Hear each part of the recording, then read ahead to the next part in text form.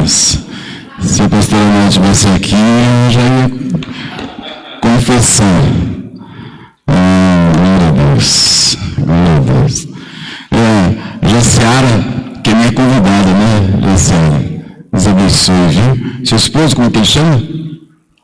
Marlon. Deus abençoe o de vocês. E tá o Jonatas também, que eu convidei ele.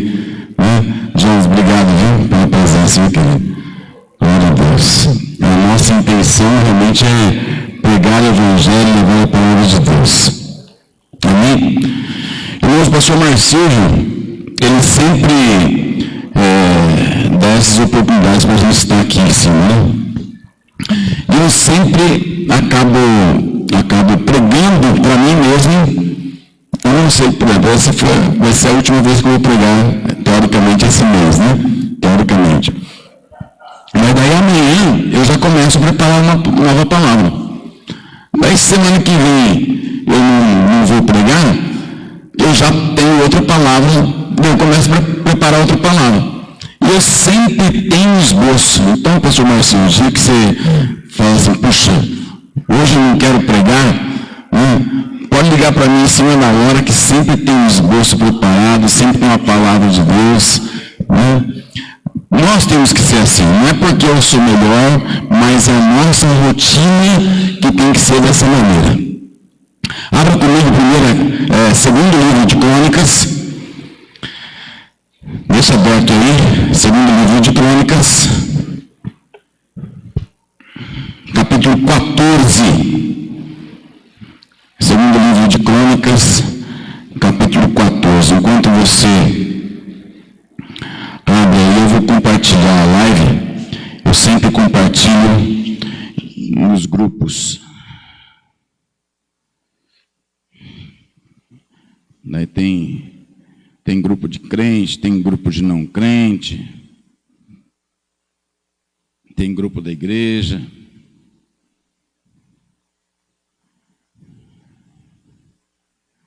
Já abriu? Amém? Deixa aberto aí, por favor. Nós olhamos a história de Israel, e a história de Israel, ela, resumidamente, ela tinha um Deus, tem um Deus. Esse Deus, ele gerenciava todas as coisas através dos sacerdotes. Depois disso, foram colocados os juízes. O povo estava meio contrariado com isso e pediram para levantar um rei. O primeiro rei que foi levantado foi Saul. Saul, ele tinha o seu coração empedrecido, não era um coração voltado para o Senhor. E ali, Davi é levantado, o homem segundo o coração de Deus. E ali tem uma sucessão. Quando Salomão, ele chega ao trono, tem uma divisão, Roboão e Jeroboão, e ali as tribos se dividem.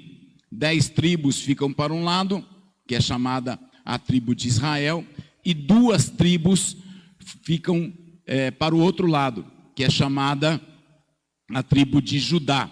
Só que é Judá e Benjamim, são as 2 tribos que ficam para o outro lado. Então, por isso que a gente tem até essa confusão de nomes aí.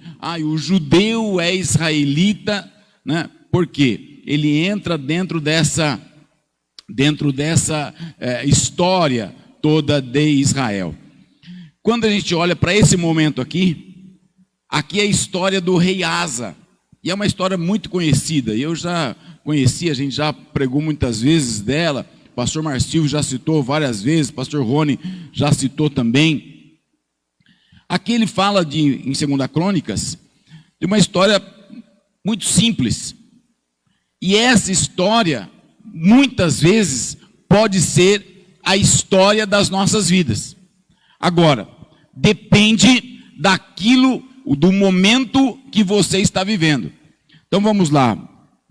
Eu quero destacar o versículo 11, mas eu vou contar toda a história dele. Versículo 11 fala assim: Então Asa clamou ao Senhor seu Deus: Senhor, não há ninguém como tu para nos ajudar, para ajudar os fracos contra os poderosos. Ajuda-nos, ó Senhor nosso Deus, pois em Ti pomos a nossa confiança e em Teu nome viemos contra esse imenso exército. Ó Senhor, Tu és o nosso Deus, não deixes que o homem prevaleça contra Ti. Esse texto aqui, ele é a nossa base de hoje. Eu quero que você guarde esse texto.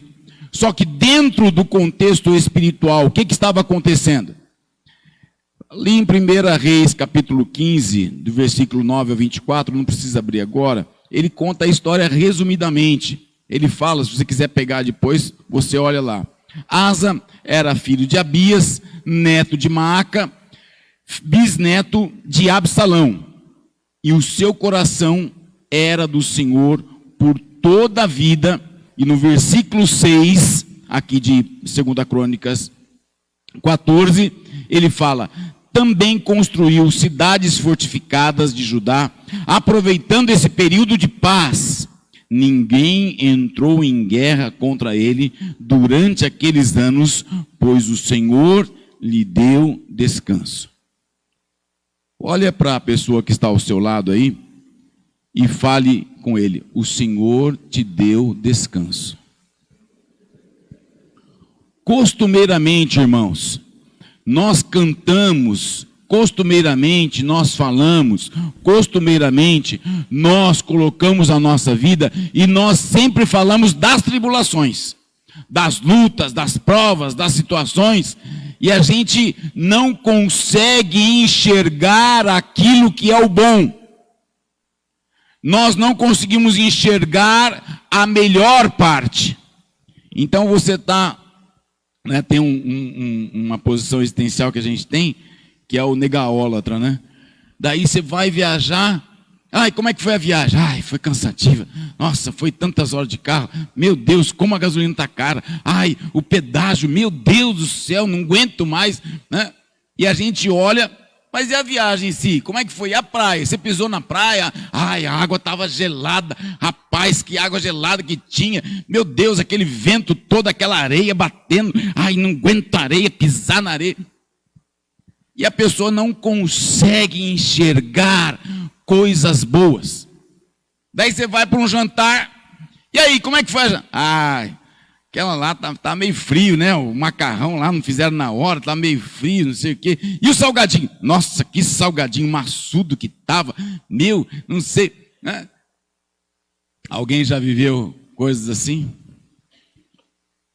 É a sua história, é a minha história. A gente não consegue enxergar. E o brilho da noiva que entrou, o céu que abriu de manhã para o mar, e você viu aquele sol maravilhoso, né? E às vezes nós não conseguimos enxergar isso. Nós ficamos nas partes ruins. Deus tem um tempo de descanso para cada um de nós, e nós temos que enxergar esse tempo. Se eu não enxergar esse tempo, eu só vou enxergar coisas ruins. No versículo 7, ele fala assim: disse Asa ao povo de Judá: vamos construir estas cidades com muros ao redor, fortificadas com torres, portas e trancas. A cidade ainda é nossa, porque temos buscado ao Senhor nosso Deus. Nós o buscamos e Ele nos tem concedido paz em nossas fronteiras. E eles então construíram e prosperaram. O primeiro aprendizado aqui: no tempo de paz é tempo de construir e tempo de prosperar. Tempo de paz é tempo de construir e tempo de prosperar. Porque às vezes as pessoas fazem o quê? Ao contrário disso. Ela pega aquele tempo de paz, ela não reconhece o tempo de paz, ela não anda naquilo que é a paz, e ela traz para dentro dela somente as guerras. Asa, ele declarou aqui: o Senhor tem nos dado um tempo de paz. O Senhor tem colocado paz nas nossas mãos. E aqui, Asa, quando ele clama ao Senhor, e ele fala: vamos construir e prosperar. E eu quero lembrar a palavra prosperar, já falei aqui uma vez, mas eu gosto de frisar. A palavra prosperidade, ela está ligada a uma jornada. Prosperidade não é você ter dinheiro no bolso, você ter uma casa maravilhosa, um carro de último tipo, não é um carro importado, bens materiais e etc e tal. Mas prosperidade é uma jornada, é você galgar, você caminhar. Está entendendo? Hoje todo mundo fala, isso já há alguns anos, né? Ai, quando que eu vou ter o meu primeiro milhão? Tem até o livro lá, né? Meu primeiro milhão. Depois que você consegue o primeiro milhão, fica fácil o resto. Não é? Fica fácil? Vamos partir para o primeiro milhão então, pastor Marcio. Lá na lavoura de milho tem uns milhão desse tamanho. Às vezes nós ficamos esquecendo que o milhão para ser conseguido é de real em real. É no trabalho, é na construção, é na labuta, é no dia a dia. Mas você tem que começar a construir. O tempo de paz é o tempo que você tem, aquele tempo ocioso que você tem na tua casa, um tempo de você estudar, ler as escrituras, é um tempo de você fazer uma faculdade, fazer uma pós-graduação, é um tempo que você tem para investir em você. Às vezes nós paramos com tudo, porque nós entramos na guerra. Nós paramos com tudo, nós paramos a nossa vida, porque nós estamos enxergando a guerra. O tempo de paz que o Senhor te dá, seja ele o descanso, seja a ociosidade, seja um tempo que você tem só para você, esse tempo tem que ser muito bem administrado para você construir e você prosperar. Então, fala para o teu irmão: meu irmão, nós precisamos prosperar. Como é que prospera? Você vai construindo, você vai construindo, vai construindo. Tem que ter uma jornada, tem que ter uma jornada, tem que ter investimento. O segundo, ali no versículo 8, ele fala assim: Asa tinha um exército de 300.000 homens de Judá, equipados com escudos grandes e lanças, e 280.000 de Benjamim, armados com escudos pequenos e arcos. Todos eram valentes homens de combate. Eles estavam preparados.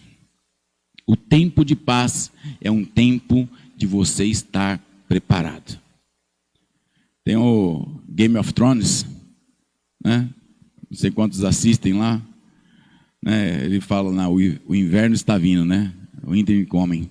O inverno está vindo. Tem que estar preparado, né? Se não assistiu o Game of Thrones, então lembra da cigarra e a formiga, né? A formiga. Lembra da cigarra e a formiga. Enquanto a cigarra estava tocando a musiquinha, a formiga estava fazendo o quê? O inverno está vindo. Vamos nos preparar. Ele estava preparado. Ele estava preparado. Só que Jesus, ele nos dá a mesma orientação. É interessante isso. Jesus não fala, o inverno está vindo, ele não fala, né, vamos colher umas como é que chama? Folhas das formigas, mas ele fala assim: enquanto é dia, nós temos que trabalhar, porque quando virar a noite, ninguém mais vai trabalhar. Você tem que estar preparado no tempo de paz. No teu tempo de paz, você tem que se preparar. O que eles tinham lá? Eles tinham escudos, eles tinham lanças. Lógico que a gente não vai fazer isso hoje, Mas que tipo de coisa que você tem que ter para você estar preparado? Que tipo de arma você tem que ter na tua vida? No mínimo, é o conhecimento da palavra de Deus. No mínimo, é você conhecer a palavra de capa a capa. No mínimo, é conhecer as histórias da palavra de Deus. Você tem que estar preparado, tem que estar armado até os dentes e ser um valente do Senhor. Ok? Os irmãos estão dormindo, amém? Perguntei se vocês estão dormindo. E todo mundo falou com fé ainda. Meu Deus. Os irmãos estão dormindo, amém? Ah, bom. Jesus amado. Eu acho que os irmãos da live também devem estar respondendo lá também. Olha para o irmão do teu lado e fala para ele: meu irmão, você tem que estar bem armado e ser um valente.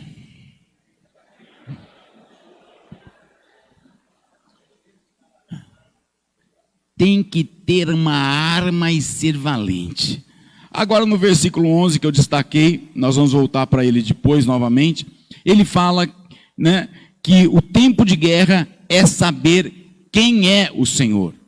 Ali ele começa falando porque havia uma invasão. E ele fala assim: Senhor, eu dependo de ti. Nós muitas vezes, e eu acho que essa é a pior parte do evangelho, pastor Marcílio, a pior parte, pastor Rony, é essa, que todo mundo se fala crente. Ai, eu sou crente. Ai, eu sou da igreja. Né? Quando eu morei em Goiânia, me perdoe os goianos, minha filha Melina é goiana. Ela nasceu lá. Não conhece a cidade, ficou 2 semanas só. Ela nasceu e mudamos. Daí, lá em Goiânia, você ia sair para evangelizar, sabe o que eles falavam para a gente? Ai, obrigado, irmão, eu sou crente desviado. Daí você ia evangelizar o outro: ai, obrigado, ora por mim, porque eu estou desviado. A maior estatística na época, né? A maior estatística que tinha, a cidade mais crente do Brasil era Goiânia. E a maior população de crente desviado era em Goiânia. A minha preocupação é essa, porque no tempo da guerra, a gente esquece quem é o Senhor. E no versículo 11 ele fala isso: ele não confiou nos seus preparativos, ele não confiou naquelas armas, ele estava preparado, ele tinha lá os 530 mil soldados, mas ele fala assim: Senhor, se o Senhor não for à frente, eu não vou conseguir vencer. E sabe qual que é a expressão que a gente utiliza hoje? É assim: não, vamos lá, não vai dar certo, em nome de Jesus. E a gente coloca o nome de Jesus como se fosse uma palavra mágica. Em abracadabra. Opa, até saiu errado aqui. Abracadabra. Abriu as portas. Oh, glória a Deus. E nós usamos o nome de Jesus como uma muleta. Nós usamos essa expressão porque muitas vezes nós não cremos nisso. Nós não desenvolvemos a nossa fé. Nós olhamos e confiamos em nós mesmos. E nós ficamos aí com essas muletas. Só que daí ele coloca lá, ele fala assim: que homem prevalecerá contra ti? Ele fala no final do versículo: Senhor, tu és nosso Deus, não deixe que o homem prevaleça contra ti. De quem que era a guerra ali? Quem que ia guerrear fisicamente? Quem que ia guerrear? Homens com homens. Quem que ia investir contra o inimigo? Homens com homens. Só que ele fala, Asa, ele fala: Senhor, não deixe que o Senhor perca a batalha. Não deixa que eles invistam contra ti. Eu, quando li esse texto, eu fiquei pensando exatamente nessa expressão. A batalha ali era humana. A batalha ali era minha e sua. Eram de homens. nós precisamos saber quem de fato é o nosso Deus. Eu não quero desprezar a sua fé, desprezar aquilo que você crê, mas eu quero estimulá-lo. Quando você falar em nome de Jesus, fale conhecendo quem é Jesus. Quando você falar, eu creio que Deus vai abrir a porta, você fale no Deus que está indo à tua frente. E não use um jargão evangélico. Eu me lembro quando eu estava na faculdade, 86, 87, na época do pastor Marcio. Eu entrei na faculdade com 10 anos, irmãos. E eu estava na faculdade, daí uma novela, que eu nem sei qual, falava assim, o sangue de Jesus tem poder. Daí eu cheguei na classe, daí uma menina que era maloqueira lá, que a gente brincava, né? Começou, ai, o sangue de Jesus tem poder. Eu falei, meu Deus, será que ela se converteu? Daqui a pouco uma outra, o sangue de Jesus tem poder. Eu falei, nossa, a classe está se convertendo, glória a Deus. Daí que eu fui descobrir que era a Rede Globo lá que ficava com essas expressões e todo mundo imitando. Nem sabia o que era o sangue de Jesus, nem sabia o que era o poder, não sabia de nada. Mas, de uma maneira fútil, vulgar, usava esse nome. E as pessoas continuam fazendo isso, né? Usando camisetas de Jesus, usando o nome de Jesus, deixa a Bíblia em cima do carro para proteger, abre o Salmo 91, né? E fica, às vezes você vai no estacionamento dos carros, aí nos shoppings, nas empresas, e você vê lá uma Bíblia aberta lá, você pode olhar, está lá no Salmo 91, protegendo o carro. Ai, não é assim que funciona. Em quarto lugar, é Deus quem derrota os nossos inimigos. Versículo 12. O Senhor derrotou os etíopes diante de Asa e de Judá. Os etíopes fugiram. Eu fico pensando nesse momento aqui. A Bíblia não descreve, são os mistérios, e eu tenho umas orações que eu faço com Deus. Quando eu tenho uma dúvida, eu faço uma oração com Deus. Deus, se chegar lá no céu, tiver a oportunidade, me mostra essa cena aqui. Coloca lá o VT, né? Chama o VAR lá para ver essa cena, né? Põe lá o MP4, põe lá o Netflix Gospel lá, né? Põe o HBO Gospel lá, para ver essa cena. Eu tenho a impressão, pela leitura, pelos estudos que eu fui, procurei alguns autores, comentaristas, né? E daí os caras falam assim, que dá a impressão que o povo estava parado e Deus agiu. Tem algumas histórias que mostram que Deus mandou uma saraivada, uma chuva de pedras e matou o exército, e a chuva caiu daqui para lá, assim. Então, foi Deus, era claro. E aqui nesse momento, não fala exatamente o que aconteceu, mas eu tenho essa impressão também. Eu creio que Deus agiu de uma maneira sobrenatural. Eles estavam preparados, eles estavam todos ali, mas eles declararam, eu quero a tua ação, Deus. E Deus agiu de uma maneira sobrenatural. É assim que funciona na nossa vida. Deus quem vai derrotar os teus inimigos. É Deus que vai agir a teu favor. Então fala para o teu irmão do teu lado aí. Mas agora você vai falar daquele jeitão que eu gosto, né? Dá de dedo nele e fala, é Deus que vai derrotar os teus inimigos.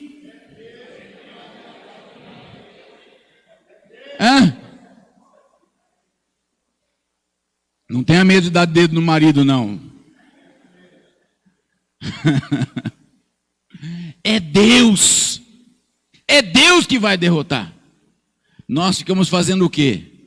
Nós ficamos confiando na nossa força, porque daí nós estávamos no tempo de paz, nós nos preparamos, nós temos o escudo, nós temos a lança, e daí falando, deixa comigo. Ele não falou, deixa comigo.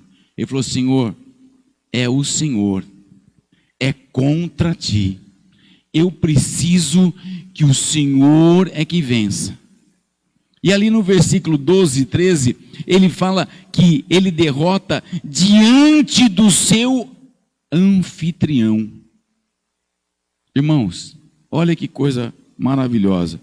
No versículo 13, e Asa e o seu exército perseguiram até Gerar, e caíram tantos deles que o exército não conseguiu recuperar-se, e foram destruídos perante o Senhor e as suas forças, e os homens de Judá saquearam muitos bens. Ali havia uma ação de Deus. Só que esta palavra no hebraico, depois eu vou falar um pouco mais dela, ela fala exatamente desse contexto. O exército de Deus, o exército do Senhor, era o quê? Ele era do Senhor. Você entende essa condição? É assim, de quem que é o carro que está estacionado ali fora? Você veio de carro? De quem que é o carro? É o seu. Então, quando fala assim, o exército do Senhor, é a mesma condição, é a propriedade que Deus tem. Eu me fiz entender?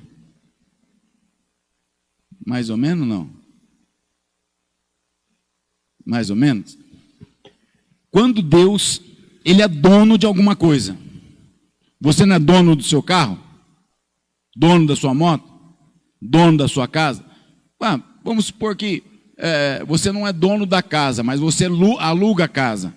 Você é proprietário naquele lugar. Locatário, mas o proprietário não pode entrar sem a tua autorização, não é assim? Você é o responsável. No caso aqui, quando Deus fala do exército de Deus, quando Deus fala do povo de Deus, eles são proprietários de Deus. Tudo bem? Me fiz entender agora? Beleza? E em último lugar, ele fala no versículo 14: destruíram todas as cidades ao redor de Gerar, pois o terror do Senhor havia caído sobre elas. Saquearam todas as cidades, pois havia nelas muitos despojos. Ali havia despojo. O que é despojo? Tudo que tinha sobrado. Tinha sobrado ouro, tinha sobrado bens, tinha sobrado animais, ali tinha gado, tinha ovelhas, tinha camelos, sobraram de tudo. Armas de guerra, né? Eles passavam lá e estava assolado, estava largado no chão, eles recolhiam tudo e levaram para Jerusalém. Você acha que eles ficaram mais ricos ou menos ricos? Mais ricos. A ação de Deus e a própria prosperidade de Deus também passa por uma situação de guerra. E eu tenho que trazer essa condição espiritual. Só que é interessante que o pastor Marcílio, antes de passar a palavra para mim, ele falou assim, de Mateus 7:24, aquele que ouve as minhas palavras e as pratica, é como um homem que construiu a sua casa sobre a rocha, vieram os ventos, vieram as chuvas e não destruiu. Aquele que não ouve e não pratica, ele vem a chuva, vem a destruição e ali derruba tudo que foi construído. Agora eu quero entrar na pregação. Tudo isso agora foi até a introdução. O pastor Marcílio falou que para mim é até 13h hoje, né? É o culto especial. As irmãs já olharam assim, meu Deus, deixei a carne no forno. O que eu devo fazer com a parte prática desse texto?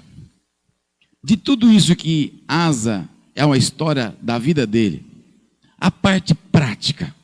O que eu tenho que fazer no meu dia a dia para ter a mesma condição espiritual, a história de Asa na minha vida? Em primeiro lugar, você tem que saber que é Deus quem derrota todos os nossos inimigos quando verdadeiramente somos de Deus.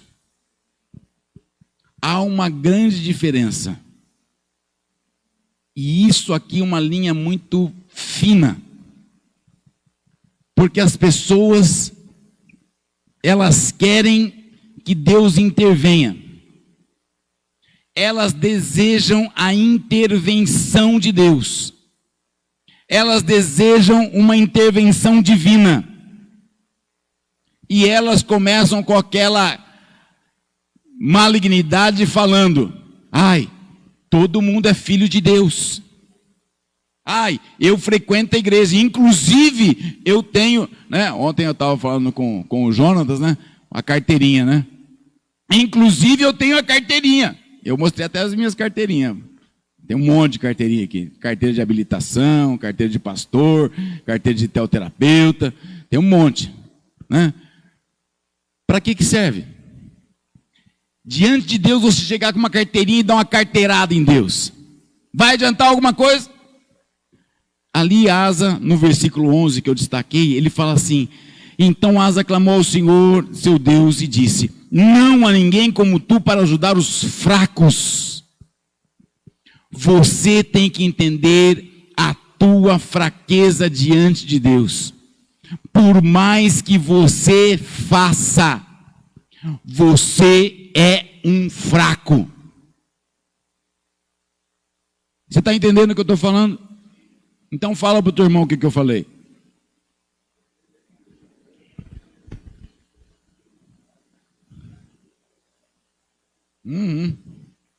Fala para a esposa aí. Por mais que você tenha, você é um fraco. Você entendeu? Asa sabia disso. Ele sabia que ela era fraco. E essa palavra aqui significa impotente. É um advérbio, uma não entidade, uma partícula negativa. Que coisa!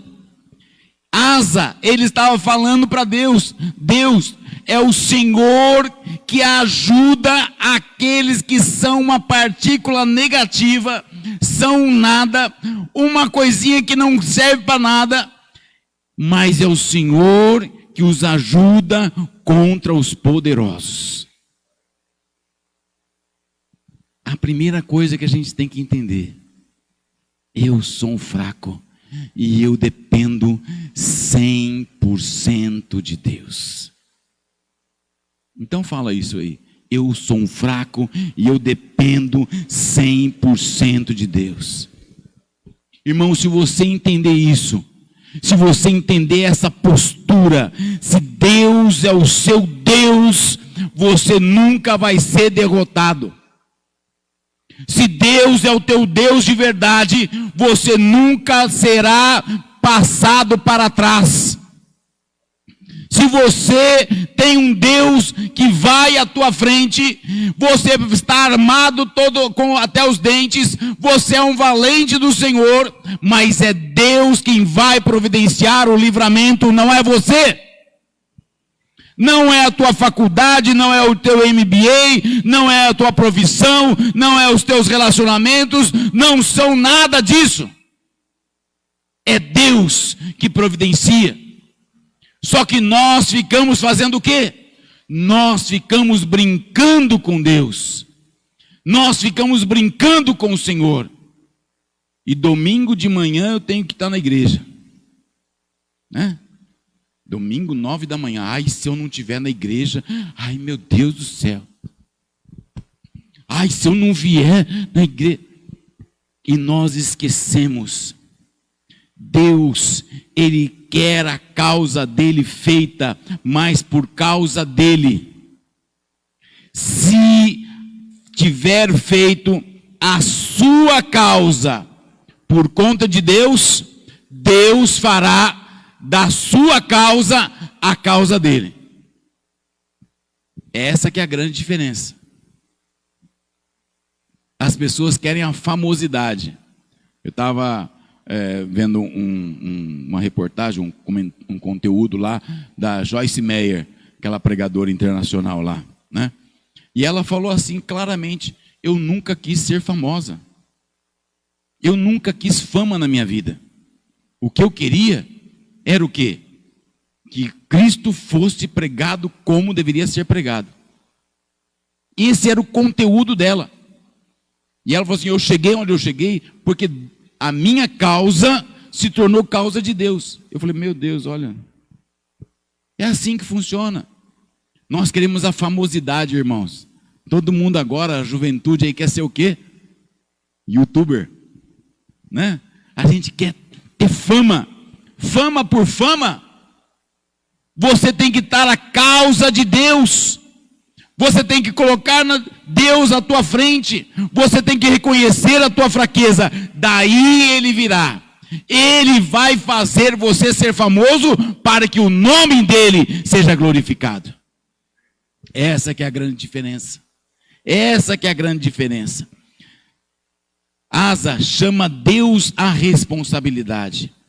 Tu és o meu Deus. Não deixe que o homem prevaleça contra ti. Ele chama ali a responsabilidade. Deus.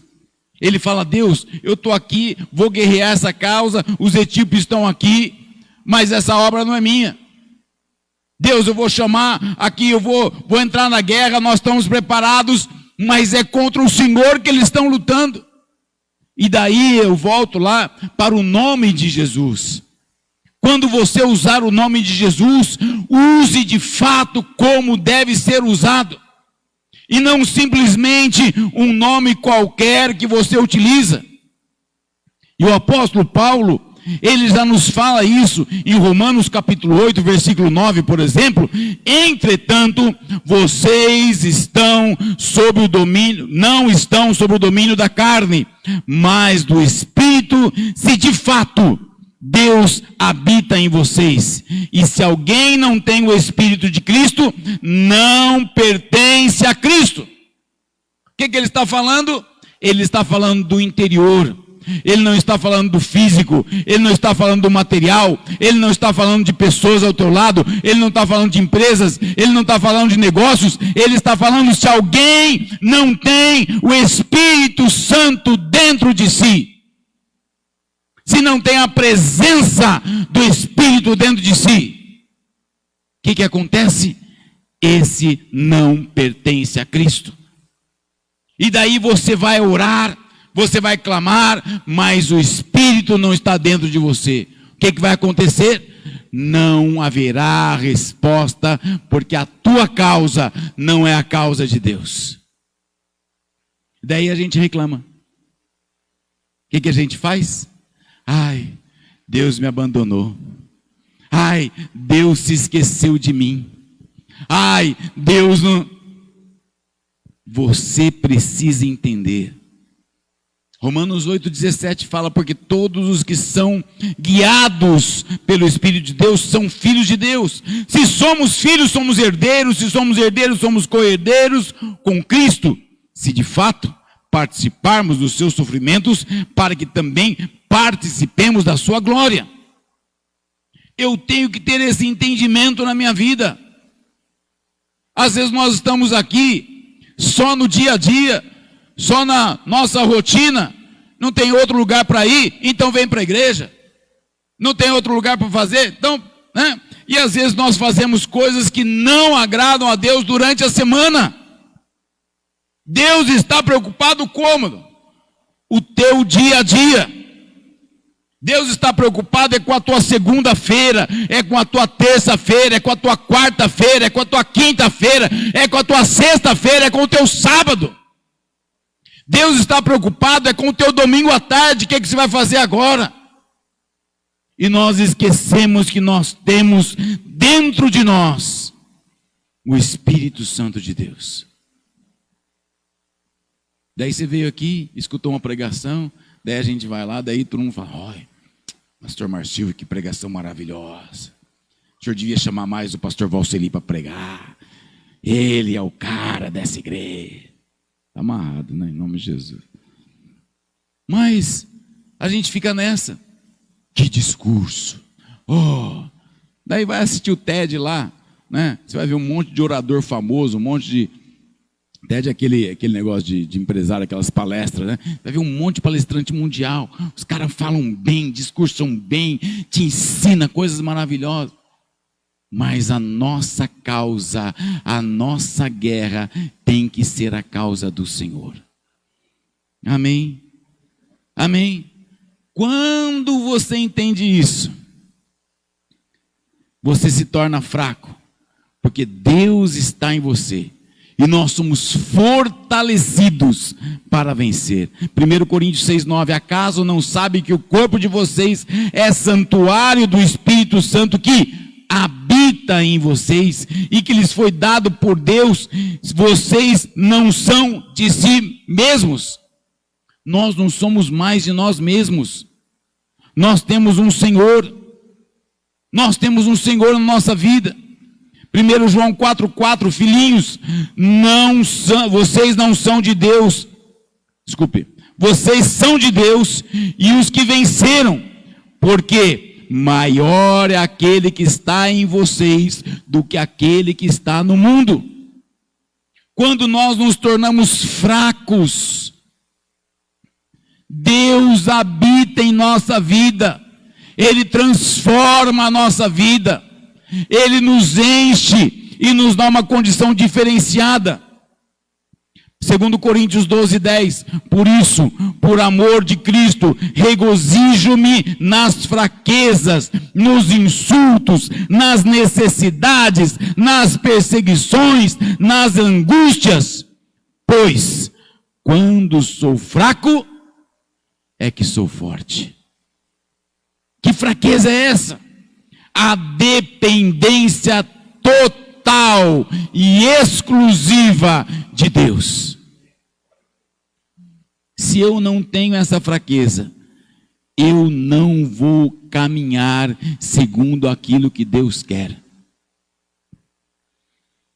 Qual que é a diferença para os grandes ricos do Brasil para você? Qual que é a diferença? Nenhuma.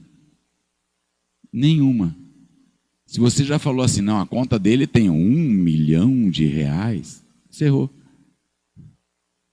Ah, ele tem um carro importado. Vale de nada. A hora que ele estiver lá, desculpe, né? Não estou amaldiçoando ninguém não, irmãos. É que a gente conhece a doença mais problemática, é o tal do câncer, né? Quando o cara está no câncer terminal, em cima da cama, ele vai falar o quê?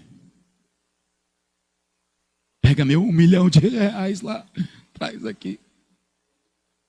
Daria tudo que eu tenho para ter saúde.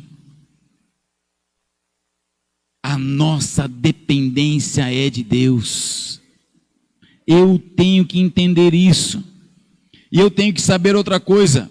Eu sou o anfitrião de Deus. O anfitrião, eu fui dar uma olhadinha, o anfitrião é aquele que paga a conta, né? Ah, vai ter uma... Por isso que eu não faço churrasco em casa, porque senão tem que pagar a conta. Quando você faz a festa de aniversário, o que você faz? Você chama todo mundo, agora a gente, quando a gente junta os amigos, fala, não, vamos lá, no kit churrasco, vai. Kit churrasco. Primeira vez que me falaram, eu falei, kit churrasco. 300 gramas de carne, um refrigerante. Uma vez eu falei isso para um rapaz, e todo mundo vai no açougue lá e pega uma pecinha, né? Já pega embalada e às vezes vem com 700 gramas, vem, né? Daí o cara trouxe num Tupperware 300 gramas de carne, um bife, certinho. Trouxe aqui 300 gramas de... Falei, beleza, não fez nada errado, né? Mas eu fiquei olhando e falei, nossa, 300 gramas de carne. Às vezes nós olhamos para o nosso dia a dia e nós esquecemos que nós que temos que pagar a conta. Deus nos deu condição de termos a conta paga.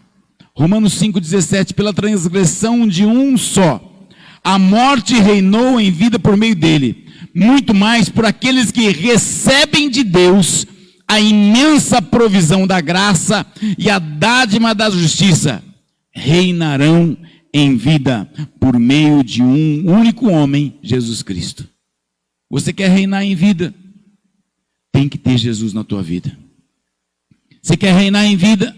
Você tem que deixar Jesus ser a sua fortaleza. Você quer reinar em vida? Você precisa entender essa condição espiritual. Efésios capítulo 1, versículo 3. Bendito seja o Deus e Pai de nosso Senhor Jesus Cristo, que nos abençoou com toda sorte de bênçãos espirituais nas regiões celestiais em Cristo Jesus. Você quer uma bênção material? Ela começa no mundo espiritual.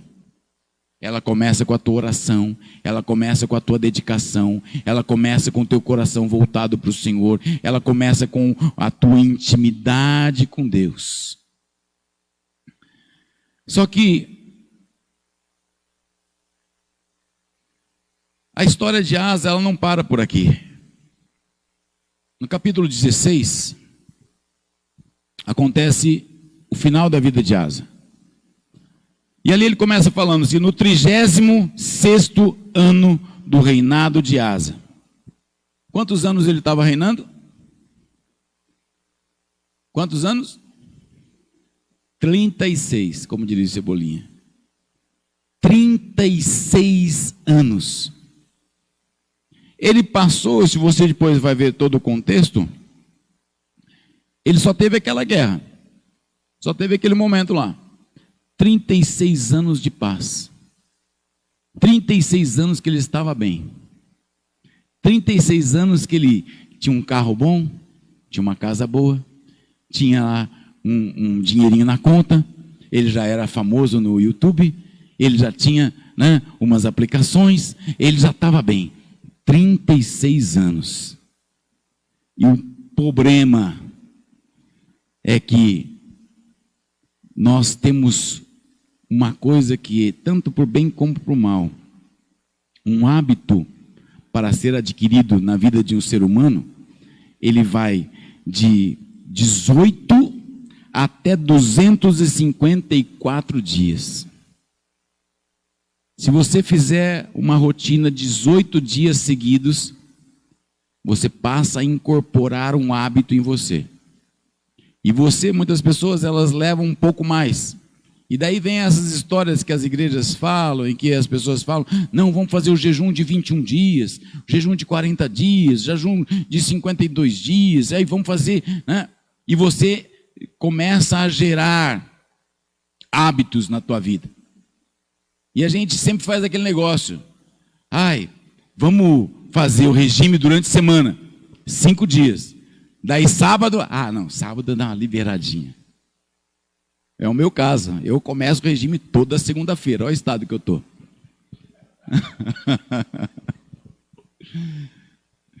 Toda vez que você quebra a rotina, você tem que começar de novo.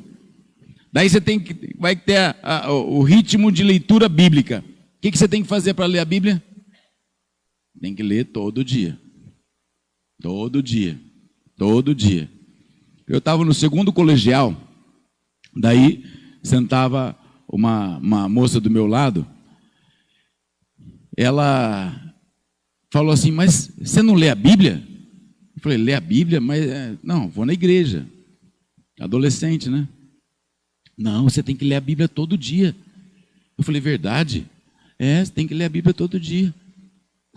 Daí, eu comecei a ler a Bíblia. Como que eu li a Bíblia? Eu pegava, abria lá em Mateus, por exemplo, e via, né, o dia e a hora são desconhecidos. E aqui tem uns 10 versículos. Então eu pegava o textinho em cima, o tema, e lia aquele textinho. Daí eu procurava os salmos para ler. Salmo 133, né? Salmo 119, naquela época nunca li, né? Mas eu comecei a gerar um hábito. E foi um bom hábito. Tanto é que eu leio a Bíblia até os dias de hoje. E nós muitas vezes esquecemos de gerar os bons hábitos. Nós esquecemos de gerar na nossa vida. Só que Asa, ele gerou um mau hábito. Ele se acostumou com a paz. Ele se acostumou. Baixou a guarda. Ali naquele momento, capítulo 16, depois você pode ler lá. No seu 30º ano de reinado, faltava 4 anos para ele morrer, irmãos. Porque ele morreu com 40 anos de reinado. Quem sabe o dia da sua morte aqui? Quem sabe? Alguém sabe? Nossos dias estão contados nas mãos do Senhor. Faltava 4 anos para ele morrer. Vem um tal de Ben-Hadad lá, vem um tal, um povo lá, esqueci o nome. Daí vem contra o território de Asa, né? O rei, o Bazar, né? O próprio Israel invadiu lá. E ele vai lá, em vez de buscar Deus, como ele tinha feito, o que ele faz? Uma aliança com Ben-Hadad, um egípcio. Ele vai lá, tira os tesouros que ele tinha consagrado ao Senhor no templo, arranca tudo e paga para o cara, e ali ele vem. Ali no capítulo 16, ele mostra exatamente isso. E olha o versículo 10. Vem um profeta, fala com ele, fala assim: meu, você está ficando louco? Cara, você esqueceu de procurar a Deus? Você vai procurar aí o Ben-Hadad, o cara é inimigo nosso. Asa se irritou contra o vidente por causa disso. Ficou tão indignado que mandou prendê-lo, e nessa época, Asa oprimiu brutalmente alguns do povo. Eu fico pensando, quem que era esses que ele estava oprimindo? Os caras que estavam buscando a Deus. Os caras que estavam na presença de Deus. Os caras que não tinham se esquecido. E o nosso maior problema é esse. Sabe o que acontece? Nós abandonamos o Senhor no final da nossa carreira. Eu tenho uma teoria comigo, que os jovens de 25 a 35, 40 anos de idade, eles abandonam a igreja. Porque nesse momento é o momento em que o cara começa a crescer profissionalmente. Ele começa a se achar dono. Começa a ter recurso. Ele compra um carro, compra uma casa, e ele começa falando: graças a Deus, Deus me deu. Graças a Deus, Deus está me dando sustento. Graças a Deus, Deus está me dando. E as pessoas vão, sem se atentar, se afastando do Senhor. As pessoas, sem perceber, elas vão abandonando aquilo que é o tempo de paz que Deus tinha dado. Deus havia dado prosperidade. Deus havia dado livramento. E as pessoas vão se esquecendo disso. Daí sabe o que acontece? Para de fazer a obra de Deus. E eu não estou falando de obra de Deus aqui, de tocar no louvor, de ser um diácono, de vir no gruta, de liderar uma corda. Não estou falando isso. As pessoas param de ter intimidade com Deus. Porque daí ela não tem mais tempo para Deus. Ela não tem mais tempo para o Senhor. Porque ela tem que trabalhar, ela tem que ganhar o dinheiro, e daí as contas vão ficando mais altas. Porque ela vai morar, né, num condomínio, vai comprar um carro zero, vai, né, ter a sua vida regalada, compra os pacotes de viagem, e ela tem que ganhar mais para poder pagar mais, porque ela tem que, e ela se esquece do Senhor. Irmãos, quando eu li essa passagem, e eu já vários dias pensando nela, sabe qual que é o maior problema que eu encontrei? Está no capítulo 15. Vamos abrir lá capítulo 15. O maior problema de Asa foi o capítulo 15.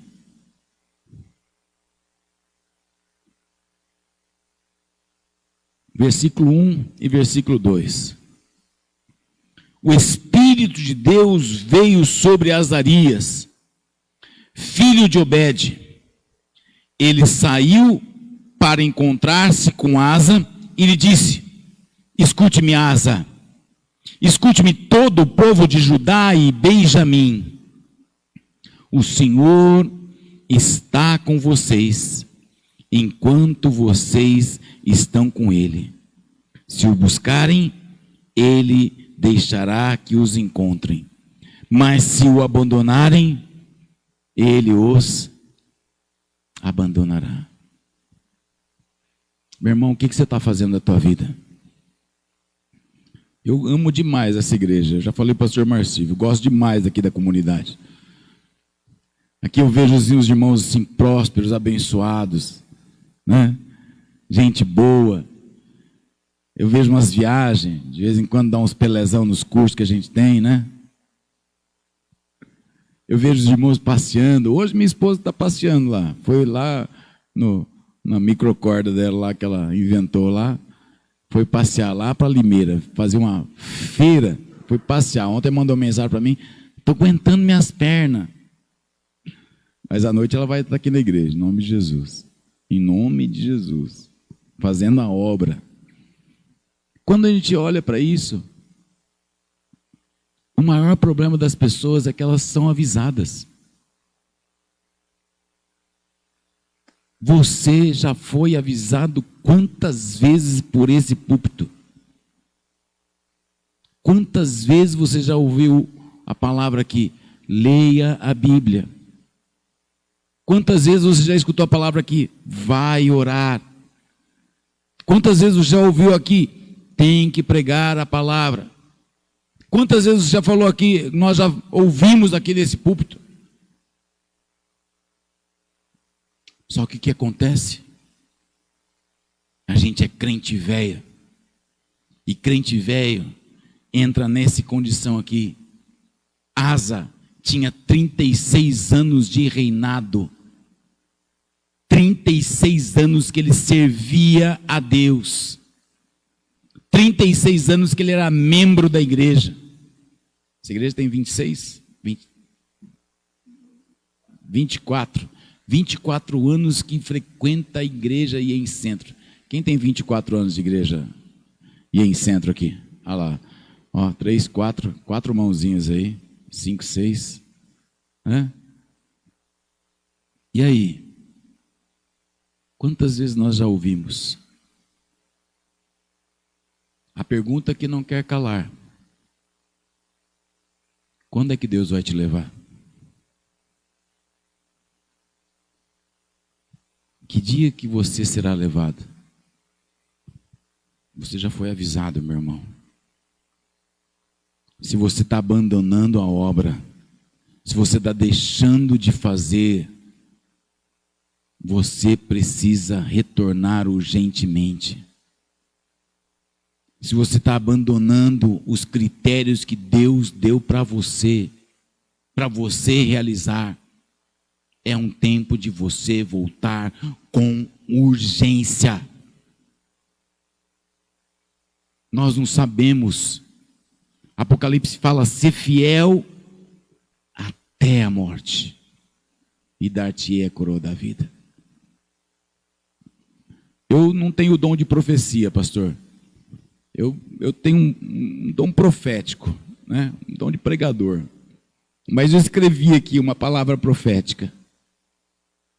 Eu estava escrevendo meu esboço e Deus foi me inspirando. Eu queria ler para vocês. A palavra profética para você é hoje. Deus está te dando um tempo de descanso, um tempo de graça, um tempo de alegria. Aproveite esse tempo para buscar ao Senhor de todo o coração. Não pare de saber que Ele é o seu Deus. Ele é o autor da sua vida. Encha-se do Espírito Santo. Busque a presença dele todos os dias. Não peque. Não se ache autossuficiente. Não troque os valores espirituais pelos valores carnais e humanos. Não trate Deus como um qualquer. Ele não é humano. Ele é o Senhor. Tenha disposição ao Senhor até o final da sua vida. Não faça a obra relaxadamente. Não abandone o arado. Não olhe para trás. Não fale mal das autoridades. Busque ao Senhor Deus Todo-Poderoso. Abaixe sua cabeça por um instante. Eu não sei como é que você está, mas eu preciso que você saia daqui sabendo que o teu Deus te ama. Eu preciso que você saia daqui nesta manhã entregando a tua vida a Jesus Cristo. Eu preciso que você saia daqui nesta manhã retomando o seu arado. Se você ainda não entregou a sua vida a Jesus Cristo, se você ainda não falou, Jesus, eu te quero como meu Senhor e meu Salvador, esta manhã é o dia que você pode fazer isso. Se você estava afastado, desviado dos caminhos do Senhor, se você já estava ali como asa, entrando naquele descanso, hoje o Senhor fala para você, volta, pega no arado, eu vou te constituir. Se você deseja isso, eu quero orar por você. Nós vamos orar e abençoar a tua vida. Se você deseja entregar a sua vida para Jesus, se você deseja voltar para Jesus, só dê um sinal para mim, só levante sua mão ao céu e fale, eu quero entregar a minha vida para Jesus. Eu quero voltar para a casa do meu Pai. Eu quero voltar para a casa de Jesus. Quem deseja, só levanta a sua mão. Amém, querido. Deus te abençoe, querida, em nome de Jesus. Quem mais deseja? Aleluia. Vamos ficar de pé. Em nome de Jesus, por favor. Você que levantou a mão, vem aqui na frente, nós vamos orar com você. Pode vir aqui, querido. Em nome de Jesus, nós vamos te acompanhar. Pode vir aqui, pode vir. Em nome de Jesus, aqui. Acompanha ela para mim, Cláudia. Em nome de Jesus, nome de Jesus, nome de Jesus. Se você não levantou a tua mão, mas quer receber esta oração, vem aqui. Nós vamos estar juntos com você. Vamos orar em nome de Jesus. Vamos orar com eles. Eu quero que vocês repitam uma oração. Fala assim comigo. Fala, Senhor Jesus, eu entrego a Ti a minha vida, a minha casa, a minha família. Eu saio daqui nesta manhã com essa certeza de que o Senhor é o meu Deus, o meu Salvador e o meu Senhor. Escreve o meu nome no livro da vida e que eu seja marcado com o Teu poder e com a Tua verdade. Eu renuncio agora todo o meu passado, todos os meus erros, e eu te peço, Jesus, cobre-me com o Teu sangue, me perdoando e me limpando. Eu declaro, eu não tenho mais nem senhores, nem senhoras, mas Jesus Cristo como meu autor e consumador da minha fé. Em nome de Jesus. Impõe as mãos deles, vamos orar. Estenda as suas mãos para cá. Senhor, nós abençoamos essas vidas. Nós liberamos essas vidas, Pai, a Tua bênção, a Tua palavra. Que os seus nomes sejam escritos no livro da vida. Que eles sejam marcados com o Teu poder e a Tua bênção. Senhor, em nome de Jesus, que eles possam ser cheios contigo, cheios com a tua presença, cheios com a tua verdade, cheios com a tua salvação. Como igreja, nós os cobrimos, nós os abençoamos, nós declaramos que são da nossa casa e da nossa família. Em nome de Jesus, amém, aleluia, glória a Deus, em nome de Jesus, amém. Deus abençoe, receba meu abraço, em nome de Jesus, aleluia, aleluia, em nome de Jesus. Levante suas mãos aos céus.